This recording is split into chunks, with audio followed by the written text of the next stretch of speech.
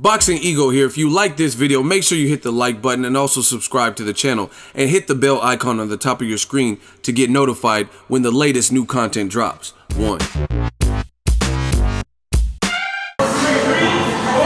Boxingego, I'm with the man Killertainment.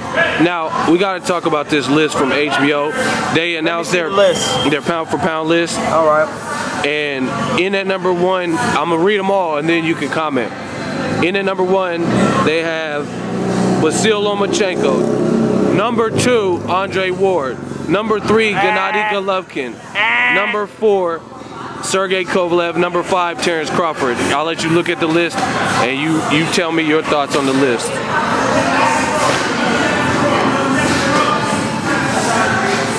What do you think about the order? You got it in your head now? How is Lomachenko above Andre Ward and Terrence Crawford, and they're even above Kovalev, even above Gennady Golovkin? Okay, so what's the problem with that? Because he's 8-1? Once again, I'm going to have to explain what pound for pound means. Right. Pound for pound means the way you fight, you can beat anybody in any weight class. Whether I'm at dust weight, the way I fight at heavyweight, I would be successful if I was a heavyweight at any weight class. That can't be true in his case because he lost to Salido. So how is he above Andre Ward, who's won against everyone? What about... How is he above Golovkin, and Golovkin doesn't have a loss? How is he above Terrence Crawford, and Terrence Crawford beat two Olympians and is undefeated? And Victor Postal. And Victor Postal, a champion. That's three Olympians. Wasn't Victor Postal a Ukrainian Olympian? I don't know if he went to the Olympics, but he was. But anyway, bruh, that's HBO. Get off the dumb shit you own, bro. You're on some dumb shit. I don't know what it is. Do you think that's fair? Like, I mean, because everybody you name from Golovkin, Crawford, Ward, they all got 30 plus fights. They're undefeated. And Kovalev's only losses to Ward, which some people dispute, and it was at least a high-speed chess match that was competitive. Man, we ain't got to discuss all that. Pound for pound means the way I fight at any weight, I could beat any fighter. But I lost. I have a loss. So evidently the way I fought couldn't beat that style. Well, what about like when Floyd was retired, Manny Pacquiao was on the list and he has losses? That's because he had went through a long streak of wins, you know what I'm saying, and just knocking motherfuckers out. And the losses were so far in the earlier of his career that he deserved to, you know, be on that pedestal. You know what I'm saying? If you fought early in your... Lomachenko is 8-1 and he's only 8-1. But if you got 30 fights and you got one loss in your first 5 fights or some shit like that, 10 fights, then... The other thing too is like, in comparison to the other 4 people on the top 5, it's hard to put you up there when they have more fights than you and they have no losses, as opposed that don't even make sense.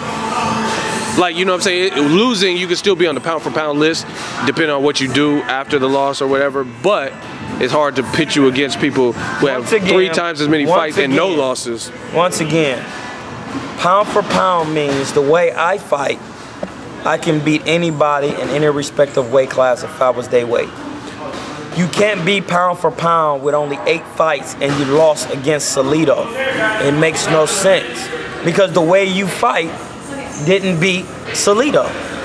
One thing that I think is and then after that you went on some wins, but you only fought Walters and who else? Jason Sosa. No, somebody was credible. Roman Martinez was champion. No. No, why? He not credible. The only credible win out of all your fights is Nicholas Walters. Only Gary Russell. Oh yeah, and Gary Russell. But Gary Russell hadn't stepped up in competition neither. Yeah, that was his first step up. That was his first step up. Because before he beat Johnny Gonzalez. That's why I ain't even count that. Now, if he was to go back and say, Gary Russell call you and like, all right, I'll fight you again, and beat Gary Russell again in the same fashion, and then go back and beat Salido again. Beat Salido. then yeah, you could consider him because he proved to you that he is better than the motherfuckers. But Now, he didn't do that. My question is and this. he's been running from Rigo for so fucking long. I got a question for you. Certain fighters like Floyd Mayweather, he was pound for pound. It was without a doubt, everyone knew he was the #1 guy for the longest. When he has a close fight, to some people's standards, Castillo or Maidana, the only real fights that many people said were controversial or whatever, he rematches them in the same year, and there's almost a pressure to do that. But Lomachenko still hasn't rematched Salido. Why do you think there is pressure for Floyd to give Castillo a second fight or Maidana a second fight, but not Lomachenko? I'm gonna say this, is but #1. Not even gonna film. Lomachenko's #1, but he hasn't even cleaned up that. Even though he would probably be favored to win over Salido. No, you know what? You tell me what you think it is. I know what it is. I want to know what you think. And being a black fighter, that's just got to be what it is. They under the most heavy scrutiny. Take Deontay Wilder. How many fucking knockouts did he got? Like 37, 38 or something. Out of how many fights? 39, 38. He only didn't knock out Bermain. Why is he not on the pound for pound list? Because either they say his skill or windmills or the way he throws punches. No, we don't care about it. He knocking niggas out. He knocked out almost everybody he fought. He should be on the list. Why isn't Guillermo Rigondeaux? Why isn't Guillermo Rigondeaux on the list? He has 0 losses. And he's fighting. See, he's fighting a lot bigger guys. Lomachenko looks pretty big at featherweight, and he looks pretty big even at 130.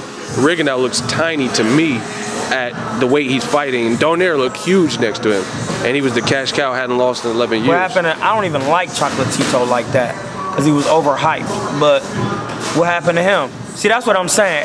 All y'all motherfuckers was out here talking about Chocolatito was so good. He was this, he was that. He not even on a pound. He went from being pound for pound #1 to not even being on the list. Explain on the HBO list. On the HBO list. Explain that. Because he lost his last fight? You know why? Because the motherfucker, he was just trash. He wasn't trash, but he just wasn't good as everybody. You can't fight. Listen. The way I fight, I can beat anybody. The way Chocolatito fights, he wouldn't beat anybody because he doesn't have any defense. That's why he's not on the list. But then to put Lomachenko on the list is bullshit because the way he fight didn't beat everybody. I thought Ward Kovalev was to establish who the #1 was. That's what it was supposed to be. But as you can see, when you're a black motherfucker, they gonna just, oh, nope, you still #2. You beat the best motherfucker in the division, but you still not pound for pound. In your honest opinion, Ward's catalog, Super 6, Chad Dawson versus Mikhail Kessler, Arthur Abraham, Carl Froch, Bika, Edison Miranda, Alan Green, Edwin Rodriguez, Chad Dawson, Darnell Boone, Sullivan Barrera. Come on, Kovalev. man, that list is fucking retarded. The fuck out of here. So you don't think there's any way you could compare Ward's? That's not even comparable. Why? Because he only has off 9? Resume alone, not even the style that he fight. Off resume alone, you can't even compare that. In your opinion, you can't say I'm lying. You can't say I'm hating. I'm talking about niggas who actually fought. See, this is the other thing that I think is kind of funny about the game is some people make the argument like Lomachenko's skilled. He is skilled. He does have skill, and he showed that in 9 fights. Skill didn't beat Orlando Salido. I got that. But what I'm saying is when Broner was running through competition at 130, 135, he showed skill. He was on HBO. They didn't even name him as pound for pound. That's what I'm saying. But nobody was calling for Broner to be #1, and it didn't look like anyone at 30 or 35 could beat him at all. At all. He was knocking Jason Litzau and ranked guys, and he tore DeMarco up, but still nobody was putting him on no pound for pound list. You know what I mean? Nope. So you can't do it off of prediction because Ponce de Leon. You can't. That's my thing is you can't forecast based on someone's skill who's going to get the job done. Even Canelo, I think, has done more than Lomachenko, even with the loss to Floyd. He's not even on the list. That don't even make sense. Like honestly, if you think about it, that don't even make sense. Like honestly, Canelo losing to the #1 fighter of this generation, Floyd Mayweather at age 23, or losing to Orlando Salido, which is worse? That's not even worth answering. You got to answer for the fans. It's not even worth answering. No, because I'm not answering shit for the fans. Because when Lomachenko... Fuck these fans, because they don't know shit. When Lomachenko fought Salido, I think he had 12 all losses. they gonna say is, I'm hating.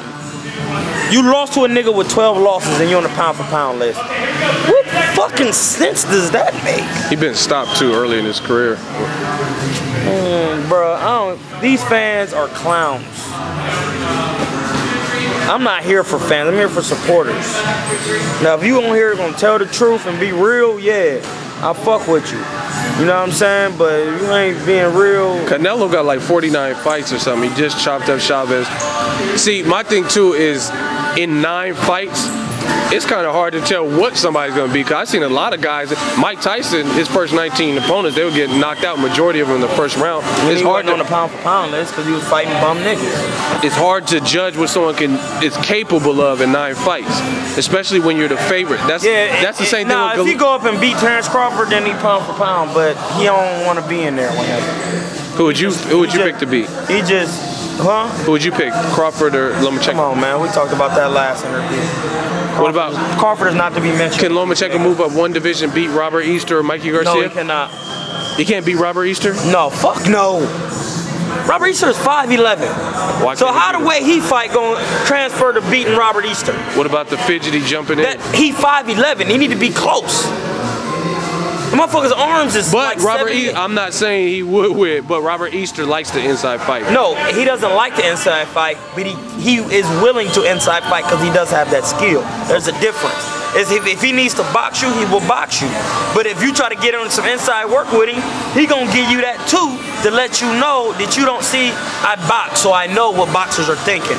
He's gonna let you know you can't fuck with me on the inside and you can't fuck with me on the outside. So when you come in and try to get that inside work, all right, stay in there. I'm gonna bust your ass up. Then when you go back to the, all right, now let's get back to the regularly scheduled program. Garlic butter gang, anyway. So you don't think that Jackrabbit type of style that shit ain't gonna do nothing, man. He gotta be on that. When you're a shorter fighter, you need to be in the inside. What about Mikey Garcia, someone who's probably less athletic and slower than that's definitely Easter. Not gonna work. Somebody who's athletic and fast and with good fundamentals. And can fight on the inside. And can fight on the outside. And he showed a jab his last fight too. And he got a hard right hand, man. Get the fuck out of here. Mikey Garcia don't have enough defense. So Lomachenko has to... No, I'm saying Lomachenko versus Mikey Garcia. Mike Garcia too strong. He's too big for him. But you never know. You know, if he can stay away from that power. You know what I'm saying? But I've seen, and with Jason Sosa fight, I've seen spots where Lomachenko looked confused. But people don't see that shit. I seen him. Jason Sosa hit him with a nasty body shot. Yeah, he did. He backed up in a straight line. He did it a couple times. When he threw a flurry of punches, he got some shit off. He went off and just did like this and wait till he got done and got back to his shit. But you can't be doing that with Mikey Garcia. He gonna fuck you up. What do you think Lomachenko's cap out weight is? Like, what's that? Could he do 147 like Pacquiao and Floyd did? No. Too strong? No. See, look. That would be bad. Keith Thurman versus Lomachenko. That sounds crazy. He would kill him. Anyway, second, fucking see, niggas not giving Adrian Broner the credit that he deserved. Because when he was at 135, he went up to 147 and fought one of the hardest punchers. Now, if you want to give Lomachenko some credit, tell him go up from 130, skip 135, skip 140. Go up to, no, Adrian Broner was at 135, right? Yeah. So I get what you're saying. Go straight to 40. Go straight to 40. And fight Crawford. And fight Felix Diaz. Fight any of them. Anybody at 140. Who else is at 140? Crawford, Amir Imam. Can he beat Amir Imam? Man, hell no. Fucker be knocking motherfuckers out all the way out. Would Granados be a tough fight for him? Man, Granados will stop Lomachenko, bro. You see how big he 5'10", bro, throwing 100 punches around. All your slipping and moving around, you can't get away from somebody that big. And his punches he's strong, man. That's why these weight classes mean something. You can't just do that. You ain't just bouncing up like that. You're just not going up and, I'm gonna fight this motherfucker.